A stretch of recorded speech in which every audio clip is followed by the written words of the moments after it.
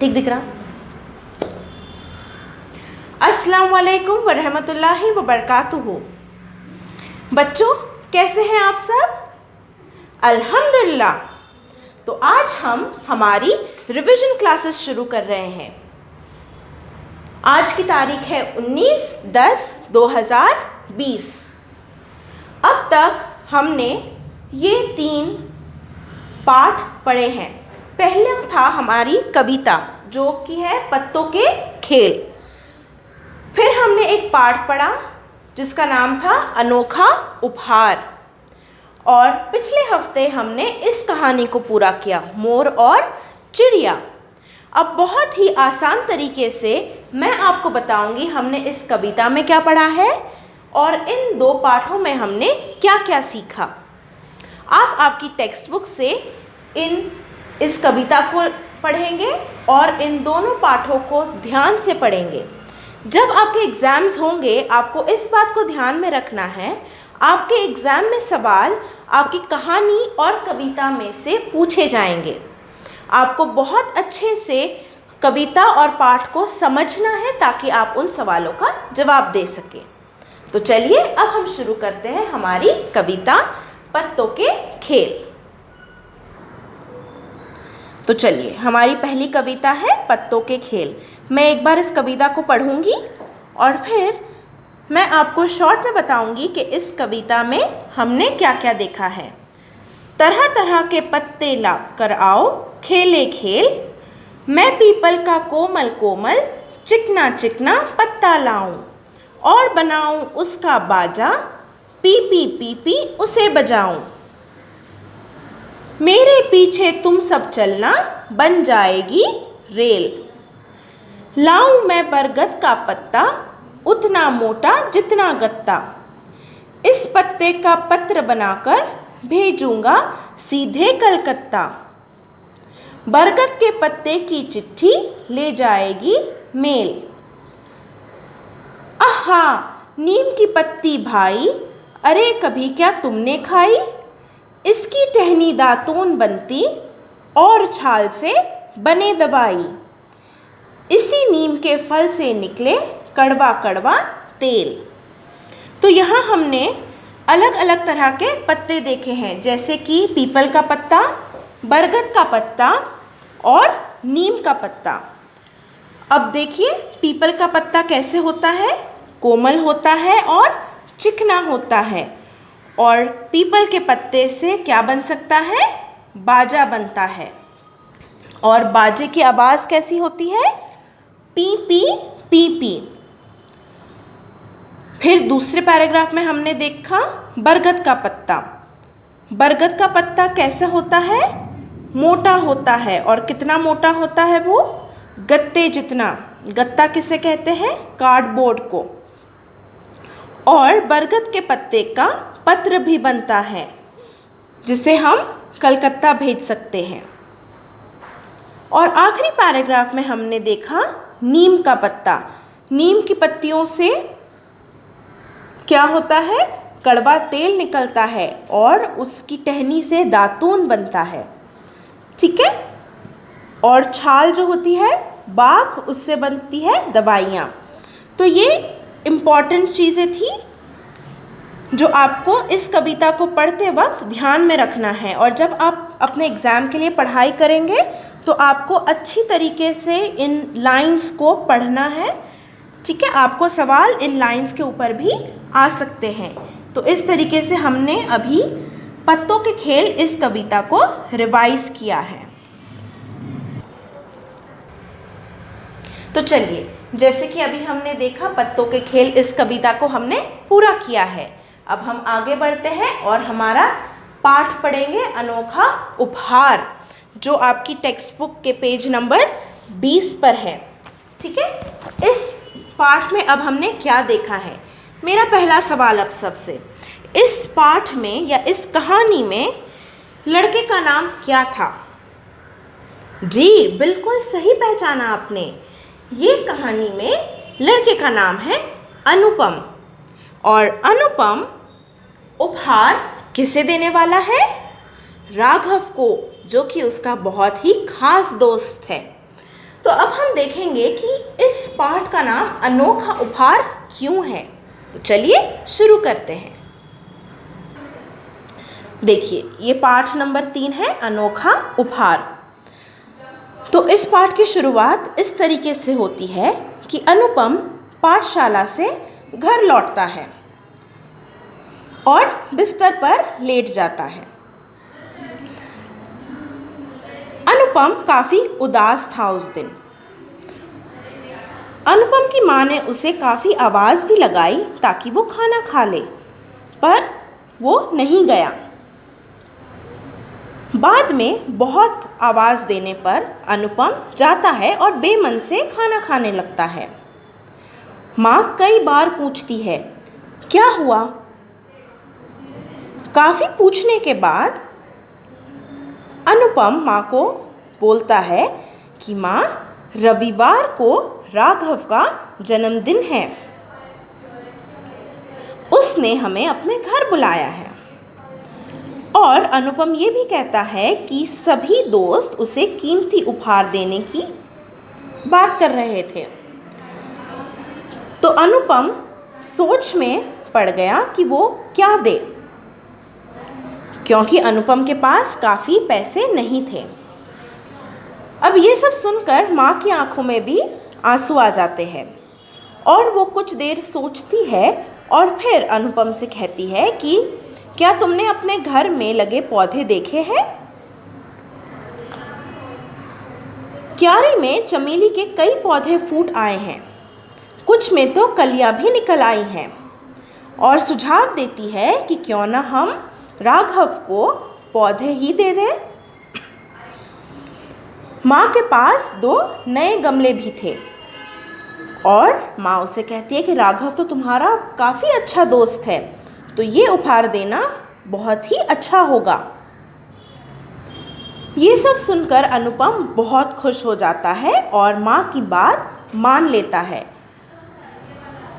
और दौड़कर जाकर चमेली के पौधे ले आता है। माँ एक नया गमला लेती है और उस पर फूल पत्ते बनाती है। अनुपम अपने रंग ले आता है और उन फूल पत्तों में रंग भर देता है और इसी तरह गमला बहुत ही सुंदर दिखने लगता है। माँ 2 चमेली के पौधे लेती है और उस नए गमले में मिट्टी भरकर पौधों को लगा देती है। जब ये पौधा तैयार हो जाता है तो चमेली की पीली पीली कलियां नन्हे पौधे से झांक रही थीं। और फिर इसी तरह रविवार का दिन आ जाता है। अनुपम राघव के घर पहुंचता है। जैसे ही वो घर में घुसता है, वह देखता है कि घर बहुत ही सुंदर तरीके से सजा हुआ है और रंग बिरंगी रोशनी जगमगा रही है। राघव के जन्मदिन पर बहुत सारे अतिथि भी आए हुए थे, गेस्ट्स। राघव सबसे बातचीत करता है, लेकिन उसका ध्यान दरवाजे की तरफ ही होता है। क्यों बच्चों, उसका ध्यान दरवाजे की तरफ क्यों होता है? जी, बिल्कुल सही कहा, क्योंकि वह अपने दोस्त राघव की प्रतीक्षा कर रहा होता है। फिर कुछ ही देर में राघव आता है और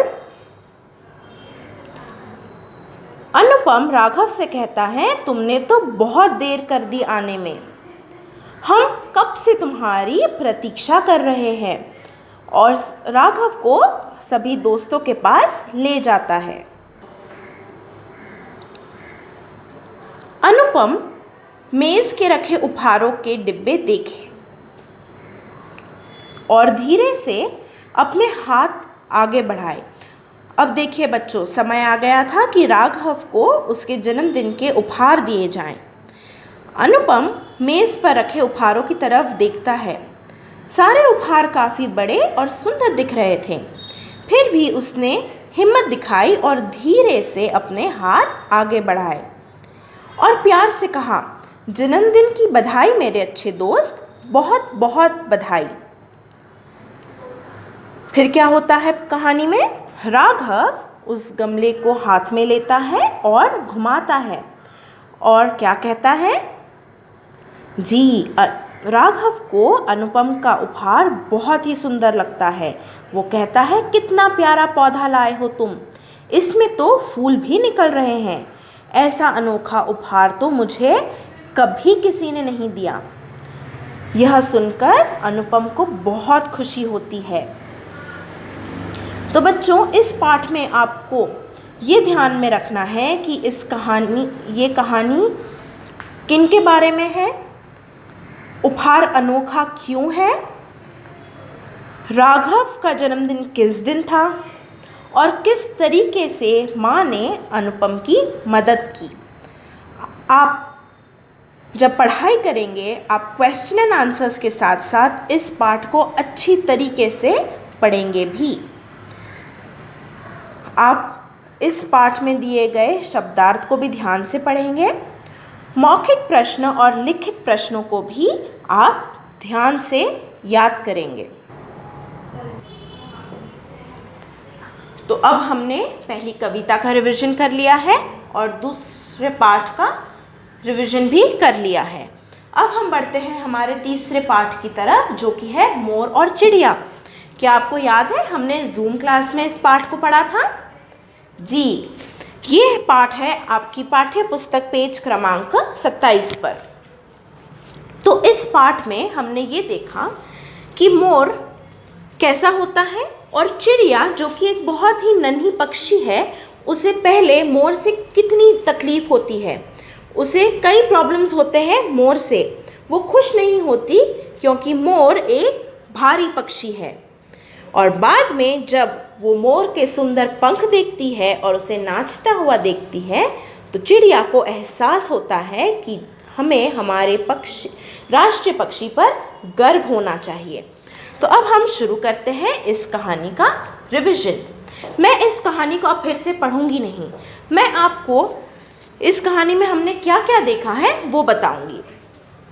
तो ये पाठ या ये कहानी इस तरीके से शुरू होती है कि कटहल के वृक्ष पर, वृक्ष क्या होता है? पेड़। कटहल के वृक्ष पर चिड़िया का घोंसला होता है। वृक्ष आपको पता है कैसा होता है?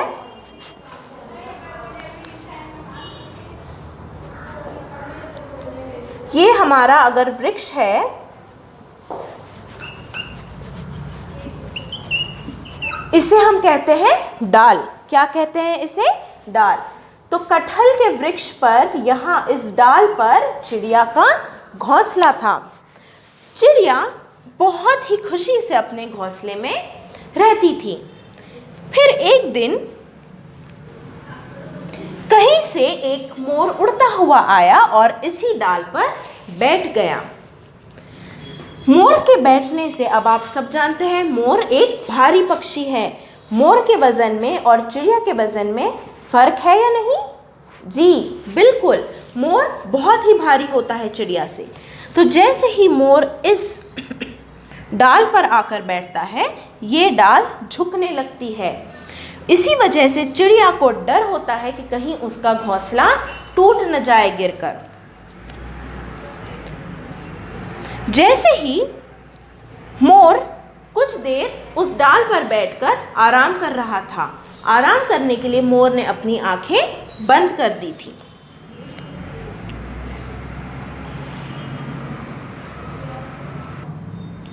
जब मोर इस डाल पर आकर बैठता है तो चिड़िया भोजन लेने के लिए कहीं गई हुई होती है। जब चिड़िया वापस लौटती है और मोर को उस डाल पर देखती है तो उसे बहुत गुस्सा आता है।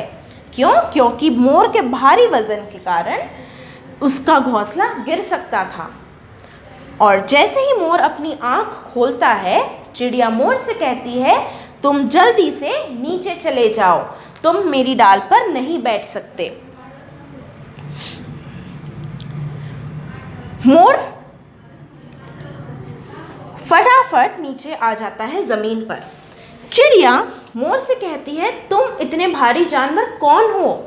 पहले तो देखिए चिड़िया मोर को पहचानती ही नहीं है कि आखिर ये पक्षी कौन है। वो उसे पक्षी भी नहीं जानवर कहती है। मोर कहता है, चिड़िया बहन मैं मोर हूँ और मैं कोई जानवर नहीं, मैं भी एक पक्षी हूँ, बिल्कुल तुम्हारी तरह। चिड़िया मोर से कहती है, तुम जो भी हो, तुम यहाँ मेरी डाल पर नहीं बैठ सकते। तुम्हारी वजह से मेरा घोंसला गिर सकता है और टूट सकता है। जब इन दोनों के बीच बात हो रही होती है, बात करते करते शाम का समय हो जाता है और जैसे कि हम सब जानते हैं, शाम के समय आसमान थोड़ा थोड़ा काला हो जाता है, आसमान में ज़्यादा रोशनी नहीं होती। और जैसे ही मौसम इस तरीके का होता है, शाम होने आती है, मोर बहुत खुश हो जाता है और खुशी से वह झूम रहा होता है और चिल्ला उठता है। मोर की आवाज़ कैसी होती है? कैं कैं। और जब चिड़िया ये आवाज़ सुनती है तो उसे कानों में बहुत तकलीफ़ होती है, उसे मोर का आवाज़ बिल्कुल पसंद नहीं आता। जैसे कि हमने अभी देखा, चिड़िया को मोर की आवाज़ बिल्कुल नहीं अच्छी लगती और चिड़िया मोर से कहती है, पक्षी तो बहुत ही हल्के फुल्के होते हैं और तुम अपने आप को देखो, तुम कितने भारी हो और ऊपर से तुम्हारी आवाज़ भी कैसी है। पक्षी बहुत ही हल्के फुल्के होते हैं और उनकी उड़ान भी काफ़ी तेज़ होती है और आवाज़ भी बहुत मीठी होती है। तो तुम पक्षी कैसे हुए? तुम्हारा एक तो भारी वज़न, ऊपर से इतने पंख होने के बावजूद तुम उड़ नहीं सकते दूर तक, और आवाज़ भी कैसी अजीब है।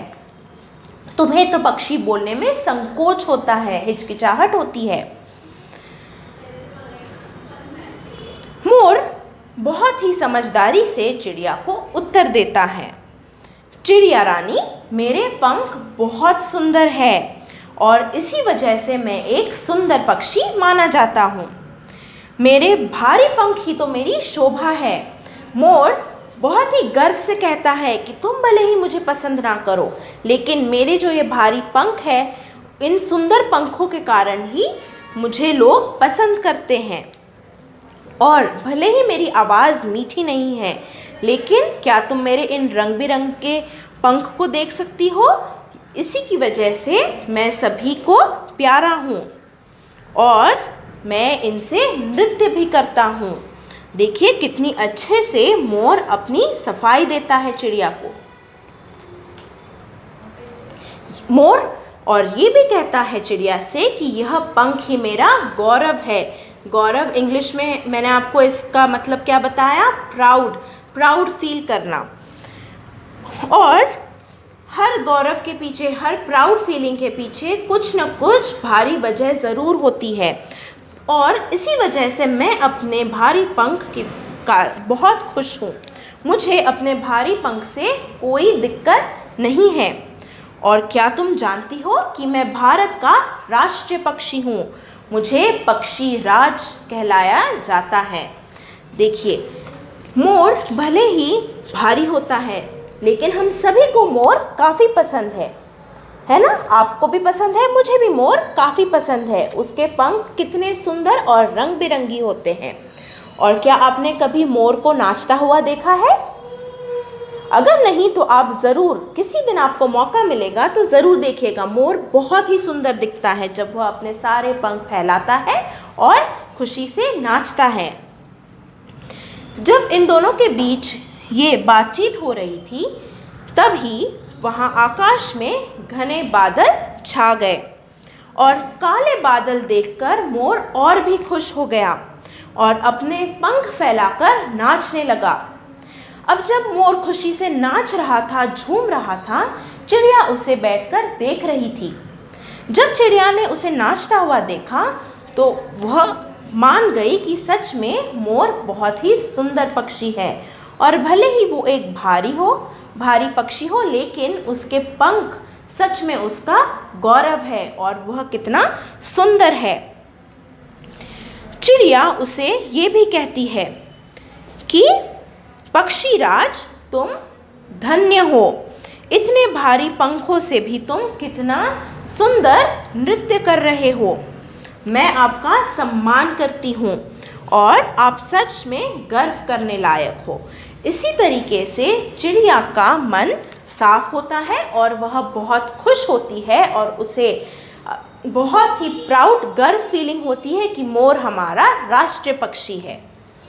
तो बच्चों, इस तरीके से हमने आज हमारा रिवीजन पूरा किया। जैसे कि मैंने आपको शुरुआत में कहा, जब आप आपकी एग्ज़ाम के लिए पढ़ाई करेंगे, आपको आपकी कविता और पाठ को बहुत ही अच्छे से समझकर पढ़ना है और सारे क्वेश्चन एंड आंसर, शब्दार्थ, व्याकरण के विषय अच्छी तरीके से लर्न करने हैं।